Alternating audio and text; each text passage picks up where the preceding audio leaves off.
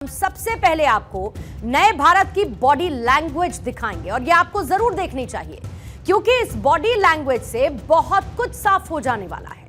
Full screen तस्वीरें आपके सामने हैं। इन तस्वीरों को जरा आप ध्यान से देखिए।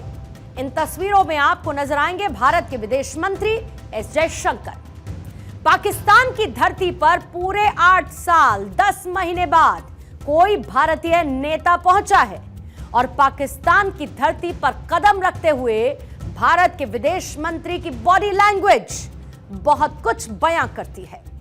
हमारा मानना है कि इन तस्वीरों को शब्दों की जरूरत नहीं पड़नी चाहिए।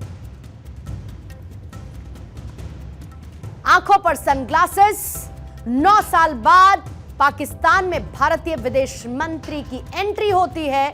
वो कॉन्फिडेंट वॉक, वो एंट्री इन स्टाइल, ये है एस जयशंकर की बॉडी लैंग्वेज जो ये बताती है कि जब इरादे पक्के हों और विजन में क्लैरिटी हो तो आपकी बॉडी लैंग्वेज किस तरीके की होनी चाहिए। ठीक इसी तरीके से जैसे कि भारत के विदेश मंत्री एस जयशंकर की आपको नजर आई। इसीलिए शुरुआत में मैंने कहा ये स्वैग वाली एंट्री जो एस जयशंकर की हुई है, अपने आप में बहुत कुछ बिना कुछ कहे कह दिया। ये है भारत के विदेश मंत्री। हालांकि अब भारत वापस आ चुके हैं एस जयशंकर और करीब 24 घंटे से भी कम समय में एस जयशंकर ने भारत का पूरा स्टैंड क्लियर करके रख दिया। एस जयशंकर एससीओ यानी कि शंघाई सहयोग संगठन में हिस्सा लेने के लिए पाकिस्तान पहुंचे थे क्योंकि इस बार के एससीओ की मेजबानी पाकिस्तान कर रहा था। इससे करीब 9 साल पहले तत्कालीन विदेश मंत्री सुषमा स्वराज पड़ोसी देश पाकिस्तान पहुंची थी तो 8 और 9 दिसंबर 2015 को हार्ट ऑफ एशिया सम्मेलन में भाग लेने के लिए इस्लामाबाद गई थी। अब जरा आप इन तस्वीरों में देखिए, सुषमा स्वराज के पीछे उस वक्त भी एस जयशंकर मौजूद थे। एस जयशंकर उस समय विदेश सचिव हुआ करते थे और सुषमा स्वराज के साथ वो भी वहां पर मौजूद थे। साल 2015 पाकिस्तान का वो समय जब सुषमा स्वराज उस वक्त विदेश मंत्री थी और विदेश सचिव के तौर पर कोई और नहीं बल्कि एस जयशंकर। सुषमा स्वराज के साथ उस दौरान उनकी मौजूदगी भी आपको तस्वीरों में नजर आएगी। समय बीता और आज करीब 9 साल बाद जब एस जयशंकर खुद विदेश मंत्री के रूप में वहां पर पहुंचे तो सब कुछ बदल चुका था। एस जयशंकर का स्टाइल पाकिस्तान के टीवी चैनल्स पर लगातार देखा जा रहा था। कल की शाम विदेश मंत्री ने रात्रि भोज के दौरान पाकिस्तान के प्रधानमंत्री शहबाज शरीफ से मुलाकात की। दोनों को हाथ मिलाते और बहुत कम समय के लिए बातचीत करते हुए देखा। आपको याद होगा पिछले साल जब गोवा में एससीओ की एक बैठक हुई थी, उसमें एस जयशंकर ने पाकिस्तान के तत्कालीन विदेश मंत्री बिलावल भुट्टो को नमस्ते किया था। यह है वो तस्वीर, बिलावल भुट्टो, विदेश मंत्री एस जयशंकर, नमस्ते का वो जेस्चर। लेकिन इसमें काबिले गौर बात यह है कि वहां पर बिलावल भुट्टो के पहुंचने पर एस जयशंकर ने उनसे हाथ नहीं मिलाया था। मतलब आज भी शहबाज शरीफ ने एस जयशंकर के साथ जब हाथ मिलाने के लिए हाथ आगे बढ़ाया, लेकिन उनके अंदर भी यह डर जरूर होगा कि कहीं एस जयशंकर उनके साथ भी हाथ मिलाना अवॉइड ना कर दे। लेकिन यहां पर एस जयशंकर ने उनकी इज्जत बचा ली। जरा इन तस्वीरों के बाद आज की तस्वीर दिखा देते हैं। ये बिलावल भुट्टो जब गोवा पहुंचे थे उस समय की तस्वीर है और आज जब स्वागत करने के लिए पहुंचे एस जयशंकर वहां पर और उनका वेलकम किया गया। उस दौरान हेजिटेंट नजर आए शहबाज शरीफ, लेकिन यहां पर एस जयशंकर ने उनसे हाथ मिलाया और उनकी इज्जत बचाई। इससे पहले एस जयशंकर ने वहां पर ग्रुप लीडर्स के साथ एक फोटो सेशन में भी हिस्सा लिया, जिसकी तस्वीरें इस वक्त आपके सामने हैं। विदेश मंत्री एस जयशंकर ने इस्लामाबाद में मौजूद भारतीय दूतावास में पौधारोपण भी किया। यहां पर अर्जुन का पौधा उनकी तरफ से लगाया गया और इसको आप ऐसे समझिए कि भारत के विदेश मंत्री ने पाकिस्तान की जमीन पर भारतीय पौधे को गाड़ दिया है। पौधा गाड़ने के साथ साथ एस जयशंकर ने एससीओ में अपने आतंकवाद विरोधी स्टैंड का झंडा भी गाड़ दिया है। पहला, एससीओ की बैठक में उन्होंने 3 चुनौतियों का जिक्र किया, 3 एविल्स का जिक्र किया, आतंकवाद, उग्रवाद और अलगाववाद। 3 चुनौतियां बताया एस जयशंकर ने। साथ ही यह भी कहा कि विकास के लिए इनसे लड़ना जरूरी है।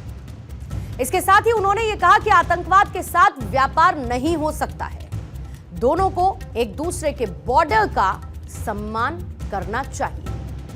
तीसरी बात जो उन्होंने कही वो ये कि यूएनएससी में सुधार तभी होगा जब विकासशील देशों को हिस्सेदारी मिलेगी। एससीओ देशों को इसके लिए पहल करनी चाहिए, यह भी विदेश मंत्री ने कहा।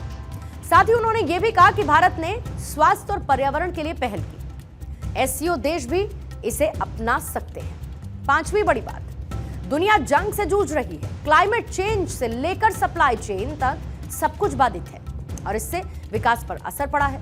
इस बात का जिक्र भी एस जयशंकर ने किया।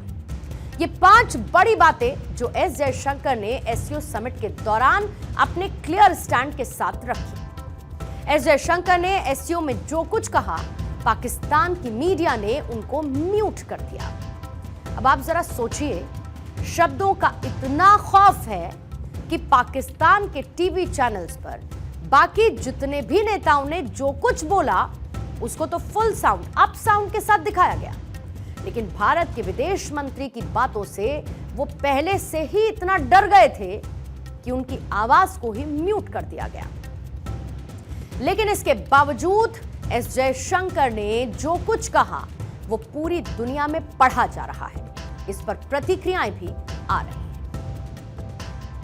I think he was right in his addressing this such kind of an important issue, especially terrorism and cross-border terrorism, because we are living in a very dangerous environment. Actually, with the war taking place in different parts of the world, whether it is Russia, Ukraine, whether it is in West Asia and the Middle East, and there are also flourishing back of the terrorist organization in Afghanistan and in this part of the world. I think this is an important forum to express and address the issues. All the members countries should abide by the actually the foundation of the Shanghai organization. Bharat साल 2017 से SCO का स्थायी सदस्य है और यही वजह है कि इस संगठन की बैठक जब पाकिस्तान में हुई तो भारत सिर्फ एक सदस्य देश के तौर पर इसमें शामिल होने के लिए गया।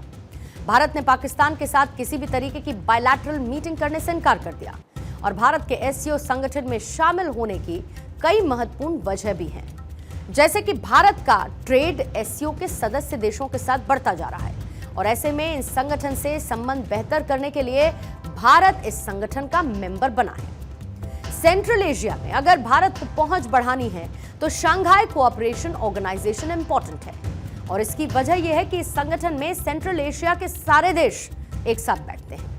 फिर अफगानिस्तान पर अपना पक्ष रखने के लिए भारत के पास कोई दूसरा संगठन नहीं है। अगर भारत को अफगानिस्तान में अपनी भूमिका तय करनी है तो उसे इन सभी देशों के सहयोग की जरूरत पड़ेगी। आतंकवाद और ड्रग्स की समस्या को खत्म करने के लिए भारत को एससीओ के देशों के सहयोग की जरूरत है। सेंट्रल एशिया के देशों को भी इसी संगठन में भारत की जरूरत थी। वो छोटे छोटे देश नहीं चाहते थे कि केवल चीन और रूस का ही संगठन पर दबदबा रहे और ऐसे में भारत के इस संगठन में शामिल होने से एक बैलेंस क्रिएट हुआ है। अब आप ये देखिए कि एससीओ का मुख्य काम इन देशों के बीच व्यापार और कूटनीति को लेकर दिशा को तय करना है, लेकिन यहां पर भी पाकिस्तान बीइंग पाकिस्तान अपनी हरकतों से बाज नहीं आया। उसने एससीओ के समिट को भी चीन की चापलूसी में इस्तेमाल कर लिया, यूज कर लिया। चीन के प्रधानमंत्री ली कैचियांग को शहबाज शरीफ खुद लेने के लिए पहुंचे। रास्ते में रेड कार्पेट बिछा हुआ था और इसके बाद चीन के प्रधानमंत्री ने ग्वादर एयरपोर्ट का वर्चुअल इनॉग्रेशन भी कर दिया। मतलब यह कि पाकिस्तान की जमीन पर जो ग्वादर एयरपोर्ट बन रहा है उसका पूरा पैसा किसने दिया? चीन ने दिया। मतलब जमीन पाकिस्तान की, पैसा चीन का। और चीन की इस चालाकी का पाकिस्तान विरोध नहीं कर रहा है, बल्कि उसको बोल रहा है thank you. From the core of my heart, thank President Xi Jinping, thank you and the people of China for your generous gift in the shape of Gwadar International Airport. Bharat ने चीन के इस प्रोजेक्ट का कड़ा विरोध किया है। दरअसल चीन BRI यानी कि बेल्ट एंड रोड इनिशिएटिव के तहत पाकिस्तान में CPEC प्रोजेक्ट्स को आगे बढ़ा रहा है और इस प्रोजेक्ट में करीब $60 अरब का निवेश भी कर रहा है। यहां तक हमें कोई समस्या नहीं, लेकिन ये CPEC प्रोजेक्ट POK से होकर गुजरता है और इस बात का भारत विरोध करता है। भारत ने साफ कह दिया है कि POK भारत का हिस्सा है, अभिन्न अंग है और चीन का ये CPEC प्रोजेक्ट हमारी इंटेग्रिटी का उल्लंघन करता है। मतलब यह कि पाकिस्तान ने भारत के विदेश मंत्री की आवाज को म्यूट करने की भरपूर कोशिश तो की, लेकिन ये म्यूट आवाज भी चीन और पाकिस्तान को वो संदेश देकर आई जिसकी आज इन दोनों ही देशों को ज्यादा जरूरत है। पाकिस्तान को टेररिज्म का एंटीडोट लेने की जरूरत है, तो चीन को अपनी विस्तारवादी सोच का एंटीडोट लेने की जरूरत है और इस एंटीडोट दवाई का सॉल्ट सॉल्यूशन के रूप में एस जयशंकर बखूबी SCO की मीटिंग में देकर आ गए।